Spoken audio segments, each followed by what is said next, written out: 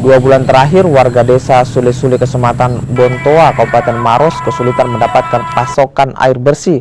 Sulitnya mendapatkan air bersih membuat warga terpaksa menggunakan air sawah untuk memenuhi kebutuhan sehari-hari. Sumur yang lebih menyerupai kubangan ini selalu ramai oleh ibu-ibu mengambil air untuk kebutuhan mandi dan juga mencuci. Sementara kebutuhan air minum dan memasak, warga membeli air galon atau menadah air hujan.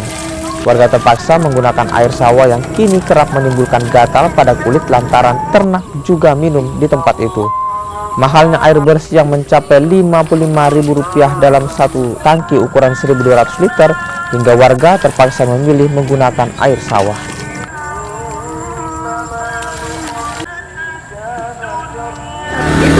Berapa lama kita pakai? 4 hari. 4 hari? Iya. Ini malah cukup membebani, Bu, Di. Karena mahal. Mahal. Itu yang tangki tuh 170. Iya. Itu kalau satu tangki berapa lama kita pakai? Lama gitu kalau kita tidak ada tangki anu tak batas tuh satu dari satu jadi beli. Satu jadi, Bu, Di. Itu di sana yang jual kita banyak Pak, ada 5. Ini airnya, Bu, kita gunakan untuk apa Cuci biasanya? piring. Mandi, cuci dia, Bu. Dimandi.